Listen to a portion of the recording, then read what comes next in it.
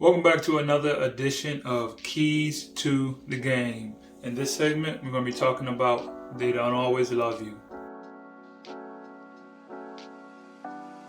Now, before we get started, make sure you guys hit that like and subscribe button. This is Keys to the Game on the Arnoldsthoughts podcast, where I give you all of the breakdown and the keys you need to have a successful overseas basketball career.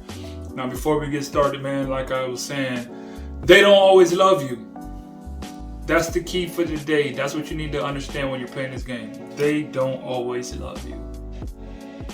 Break that down into context. So, I just got done playing with my old team, Los Angeles. Played with these guys 2 years. I think I talked about it in my previous video.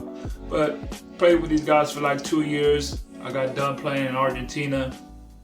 They called me to come over and play in the playoffs. It was a real particular situation because we had about 5 players that played. What's up, guys? I just dropped my new ebook, 6 Must-Have Steps to Be an Overseas Basketball Player. You know, I've been playing for the last 9 years. I got all the steps and the traits that you need to start your journey with networking, with getting a mentor, all the things that you need to start your journey to be a protege. So go get that ebook, click the link in the bio, and make sure you get your steps to being that overseas pro one day. Let's go. One bench player who kind of got in, and one young guy who kind of got in, but never played more than 2 to 3 minutes at a time, ended up going into the second half, or whatever the case may be. So we only had about 5 players. Now this 5, now I'm not going to lie, I used to call us the Fab 5, because this 5 we had, we just gelled and we meshed great together. We gelled great together. I came in on the playoffs. I came back to the team. I played in the first 2 games. They was in game 3. I came in. We won the 2 games. Passed to the next round. Ran into the number 1 team. Popped them the first game. Went to their home floor. Popped them. Had them down by like 20. We was just rocking. Second game, we was kind of tired. Legs was a little bit dead. And then our point guard got hurt. One of the Fab 5 went down. Like we're really 5 strong. All right, we're only 5 strong.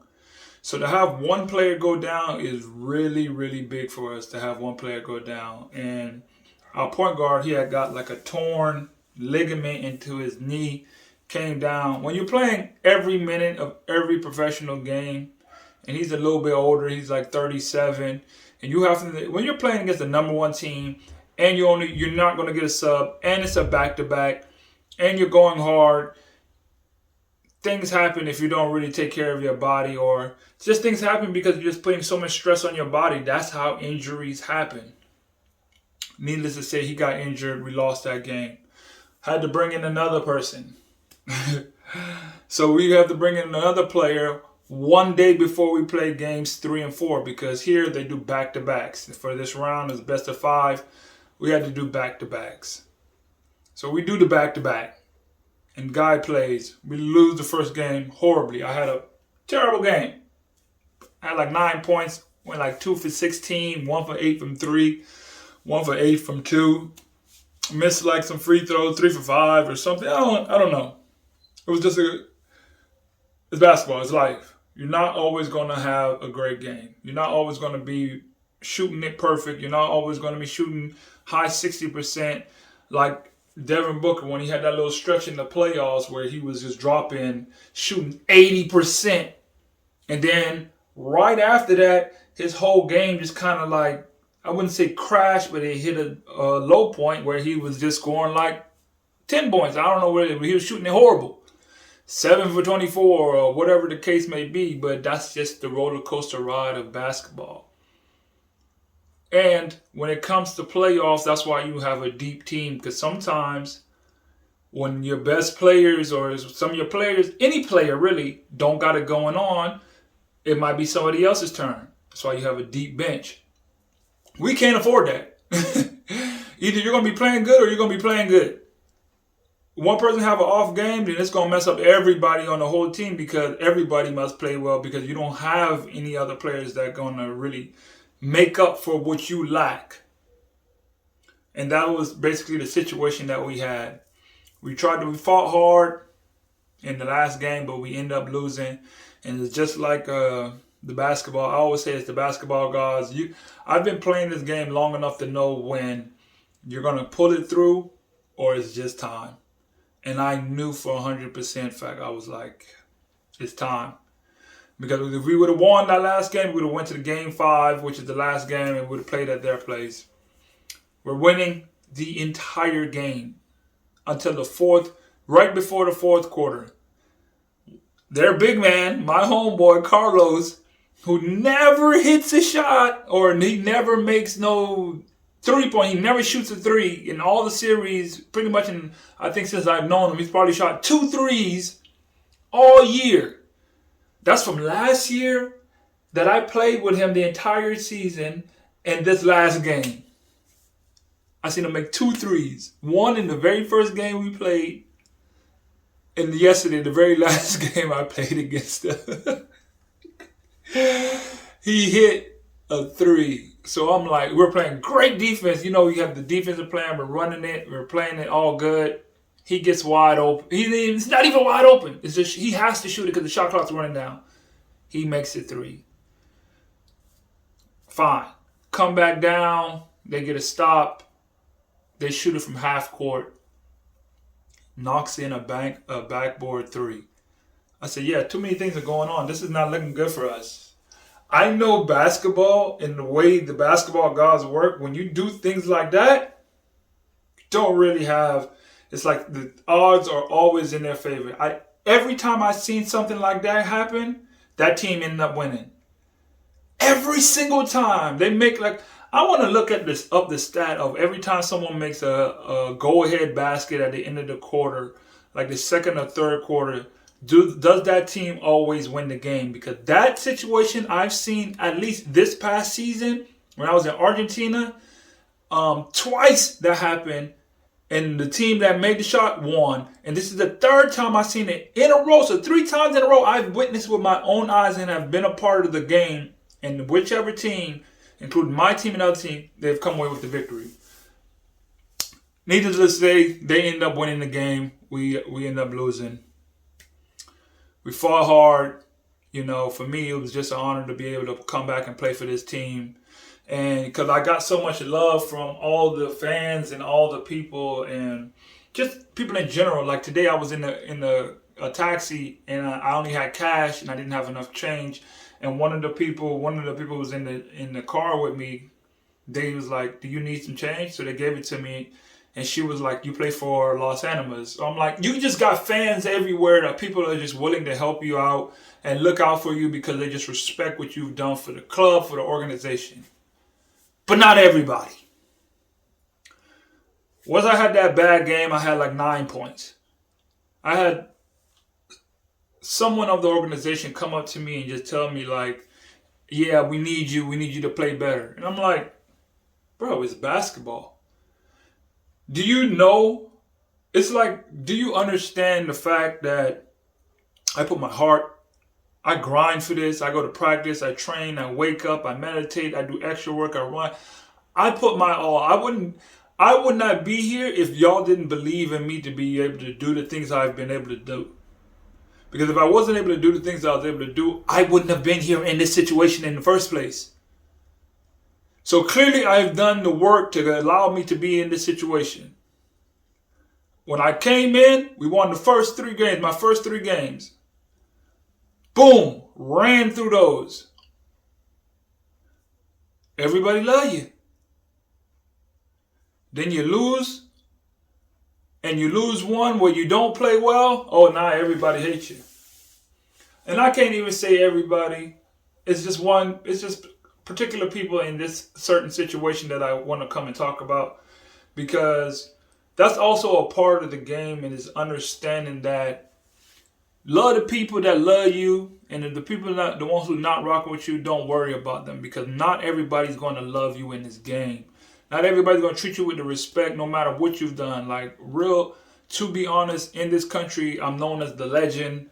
In this city, I'm like, this is the city that loves me and showed me the most support, the team. And then you get new people in the organization believe that, okay, well, since you came back, you must be the savior. No, I'm me. I'm a human. I'm a player. I give my all, my heart, and that's what the people see on the court. That's what the fans see. That's what everybody that runs and encounters with me, they understand that I'm a fight my hardest to do my best to try to win at all costs. If we do, I'm ecstatic. If we don't, I tried my best, and you will know I tried my best by the way I play. Sometimes your best is just not, you're just not on. You're not just always going to come out there and drop 30, 25 and 10. That's not life. That's not one basketball player has just always played well every single game of their life. That just does not exist. It just does not exist. And there's going to be times in this game where people are just going to try to bring you down because of that. They're going to try to bring you down. They're going to try to tear you down and make you feel as if what you're doing was not important enough and what you're doing didn't contribute well for the team or whatever situation. Now, this was a minor situation with just one person, but it just raised the fact I found myself getting upset about it because I know how hard I go. I know how much I put into the game, and I know how much I fight for a win. It's just, I don't know what losing. I don't prepare to lose. My whole existence is to be a winner. I'm a winner. I'm going to win in life. I may lose some battles, but I'm going to win the war. Life is a war. And there's just many battles that you have to face throughout it all. That includes your season. That includes your personal life. That includes everything.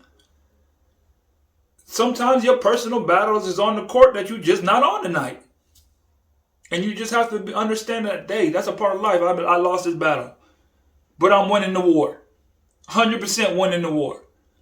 Always look at the bigger picture. And sometimes people are so focused on the little battles that happen and you lose these little battles and they so focused on, well, you're supposed to be this and you're supposed to be this person that's supposed to change everything. Yeah. That's what I work hard for. That's why I'm here. But guess what? Life isn't always just cut and dry. This is how things go. When you got all the odds stacked up against you, and you still prevail, and then when you finally snap and hit a wall and you fall short, but you gave everything you can, there's going to be two types of people. The people that appreciate you for that, and there are going to be people who don't. It's up for you to decipher who you listen to and what you let affect you, because they will not always love you. There's not going to be everybody that loves you. There's not going to be everybody that's going to be like, I feel you and I rock with you. And it's not always like that. But you got to learn to just, keep pushing, keep grinding through that, because it's a part of the game. It's a part of the game. Like I walk in the gym and me and one of my best friends, we're the only two people that's on the wall. The only championship in the league on the banner, we was a part of that team. The only championship, the only history of passing to the next round, we was on that. We were the first team to ever do it. One of the best teams to ever come through that. The people that's painted on the wall, that's us. And even though you have all that, you mess up one time, or you don't be as great as you are one time in their eyes, they don't love you no more. But that's okay. That's okay, because as long as you do it for the people who do love you, they will never neglect you and they'll always appreciate you for what you do. Focus on those people. Focus on the people that are willing to support you and keep your head up and push you and tell you, next one, keep grinding, like your teammates or the people that's really close to you, like the people that were on the court with me and the people that are in the organization, a part of the bench and all that. They're definitely never gonna pull you down because they believe in you. They understand. But when you have these people that don't really know the game, that just sometimes be a part of management, and they feel as just because I give you some money, I own you and you're supposed to give me a certain result. Think about, there's one team that wins a championship every year for every league. Only one. Only one. To be upset over players that do not win. You know how hard it is to win a championship in itself? I know. I've won 7. So I know how hard it is. Everything literally has to go perfect. You have to have a long bench. You have to have a good coach. You have to have a great system. You have to have a lot of things set in place for you to be able to win a championship. And sometimes a lot of times it don't work. So basically 99% of the other teams don't win one. Like Gianna says, is that a failure? Does that make it a failure? No, you just try again and you just appreciate the people that gave their heart to try to make it there for you and win it for you and do whatever they can. That's all you can do in this game. That's all you can focus on, because people are not always going to love you. They're not always going to treat you with the respect that you did. And they're not always going to acknowledge how hard you go for them. Because sometimes they just think just because I give you money, I own you and you can do whatever. They can say whatever to you and treat you whatever kind of way. And that's just a part of the game that you have to understand, that focus on the people that rock with you. Focus on your game. Focus on your process, your journey, your career. Don't let anybody negative doubts determine who you are as a player and the person that you are continuously growing to be as a player, as a human, as an individual. Kill them with kindness. At the end of the day, every time you leave that court, you should know that you gave your all and you tried your best, no matter what. No matter the result of what happened on this court, you should know before you even stepped on that, I'm going to give my best, and I've done everything to prepare myself for this moment to show and prove that I've given my best. No matter what happens, I know that I prepared myself to give my all without excuses. That's all I got for this segment of Keys to the Game. If you guys can leave me a rating, a 5-star rating, a like, comment, share this with another player that's just trying to understand and needs the keys to be successful in this life of basketball and your overseas career in general. That's all I got. Remember, greatness is a habit, not a right. Till next time. Hey guys, thanks for tuning into the show. Please subscribe on our YouTube, Spotify, Apple, and wherever you listen to your podcast. I greatly appreciate it.